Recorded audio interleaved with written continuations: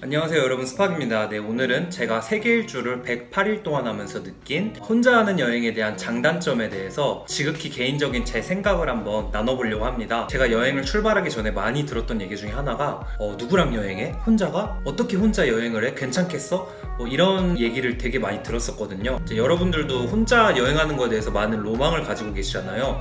그리고 저도 그런 로망이 있어서 이렇게 혼자 나왔고, 일단 저 같은 경우에는 혼자 있는 시간을 너무 좋아하는 사람이에요. 혼자 노래방도 가고 혼자 커피도 마시고 혼자 밥도 먹는데 삼겹살도 혼자서 구워 먹거든요. 삼겹살을 혼자 먹는 게 그 혼밥 쪽에서 레벨 탑 클래스에 속하더라고요. 아무튼 네, 그런 사람이 느낀 혼자 하는 여행에 대한 장단점이라는 거를 염두에 두고 보시면 될 것 같습니다. 일단 장점을 먼저 세 가지를 말씀드려 볼까 합니다. 네, 첫 번째, 진정한 고독함을 느낄 수 있다. 진짜 고독함을 느끼는 데 있어서는 혼자 하는 여행이 정말 최고인 것 같아요. 이어폰 끼고 막 하염없이 걷고 또 이런저런 생각도 한번 해보고, 갑자기 막 눈물이 날 것 같아서 울기도 하다가 갑자기 갬성글 같은 것도 막 적어보고, 막 그런 감수성이 되게 끌어오르는 것 같아요. 제 생각에는 말을 안 하다 보니까 머리에서 생각들이 막 맴도니까 감수성이 올라오고, 혼자이기 때문에 느낄 수 있는 그런 고독함, 외로움, 또 그런 것도 즐기게 되는 그런 장점이 있는 것 같습니다. 두 번째로는 자유로움입니다. 모든 선택과 결정을 자유롭게 하는 거예요. 시간부터 해서 어디에 갈 건지, 어떤 호스텔에서 몇 박 묵을 건지, 이런 것들, 예를 들면은 내일 어디 관광지를 가려고 했었는데 날씨가 별로야 이러면은 오늘 날씨 별로니까 딴 데 가고 내일 가자, 이런 것들이 되게 유동적으로 바뀌고, 많은 것들을 그때그때 즉흥적으로 할 수 있게 되는 것 같아요. 즉흥적인 여행, 그리고 자유로움에서 그런 행복들을 많이 만나잖아요. 그리고 만약에 어떤 잘못된 선택을 했거나 아니면 어디 관광지에 가는데 거기가 별로거나 해도 그냥 나 혼자 감당하면 되니까 자유로움 속에서 여행하는 기분을 느끼게 되실 겁니다. 세 번째는 자신감이 생기게 되는 것 같아요. 계획하고 준비했던 일들을 또 클리어를 하고, 이런 일이 계속 반복되다 보니까 어떤 일이든 할 수 있을 것 같은 그런 자신감들이 계속 생기게 되는 것 같아요. 그리고 지금 말하다가 갑자기 생각났는데 3개가 아니고 4개네요. 동행자들을 계속 만나게 된다는 거예요. 예를 들면 어디 육로 이동을 한다, 아니면 어딜 가고 싶다 할 때 그냥 그때그때 스치는 인연으로 만나서 그 사람 생각도 듣고 어떻게 여행 왔는지 얘기도 듣고 이러면서 또 배워가는 것도 많고, 그렇게 스쳐가듯 만나는 사람들한테도 저는 배울 게 되게 많더라고요. 지금까지를 되돌아보면은 제가 어디를 가서 어디서 감명을 느낀 것보다도 사람들이 되게 기억에 많이 남게 되는 것 같아요. 여행을 좀 더 풍요롭게 해주는 동행자들을 계속해서 만날 수 있다. 그 다음에 단점에 대해서 얘기해 보려고 합니다.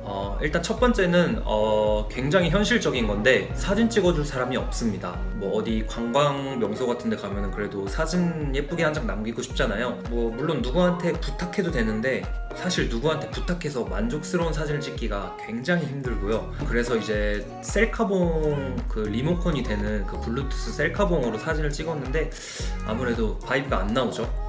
두 번째는 뭘 해도 감흥이 떨어진다예요. 여러 가지 것들이 있겠죠. 밥 먹을 때, 아니면 어디 관광지를 갔을 때, 예쁜 것을 봤을 때, 예를 들어서 어디 성당을 갔다고 치면은 나라는 사람은 이 성당에 천장이 너무 예뻐서 와, 천장 진짜 예쁘다 하면서 이런 천장에 대한 그런 감격을 느끼고 있을 때, 나랑 함께하는 사람은 성당에 또 벽화가 예쁘다고 해요.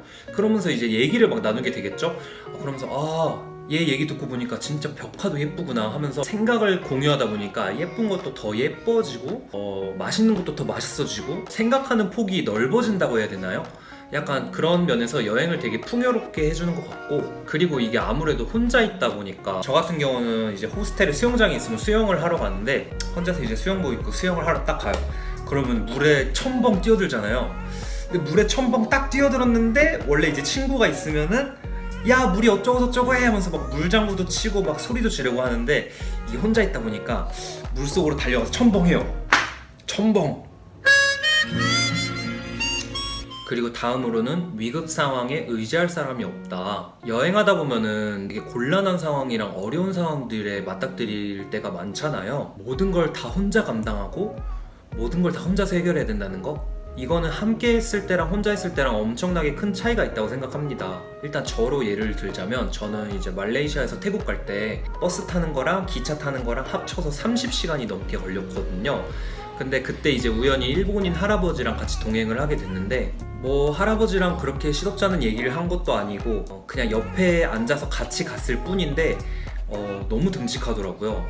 너무 의지가 되고 만약에 내가 이 30시간에서 이런 낯선 기차에 혼자 탔으면 어땠을까 하는 그런 생각이 막 들 정도로 할아버지한테 되게 의지하면서 갔었고 모든 곤란한 상황에 옆에 누가 있으면 정말 많이 위안이 되더라고요. 이 사람이 뭔가를 해결해 주는 건 아니어도 그냥 같이 있는 거 그거 하나 때문에도 되게 안정될 때가 많거든요. 근데 혼자 있으면 모든 불안함과 모든 걱정과 이런 것들을 혼자 다 끌어안아야 된다는 거. 지금 또 하나 생각나는데 이게 4개네요 결국에. 저만의 개인적인 생각인데 저는 좀 정신이 좀 이상해지는 것 같더라고요. 혼자 너무 오래 있다 보니까. 어쨌든 제가 각 나라별로 짧게나마 동행을 했던 사람이 있는데 캄보디아에선 제가 완전하게 혼자였거든요.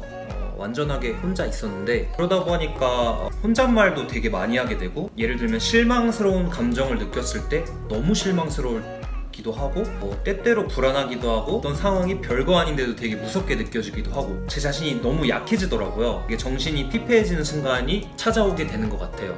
제가 그래서 그때 느낀 게 내가 아무리 혼자 있는 걸 좋아한다지만 계속 혼자 있는 건 절대 안 되는구나 라고 느꼈습니다. 네, 오늘 이렇게 해서 혼자 하는 여행에 대한 장단점을 4개씩 말씀드려 봤는데요.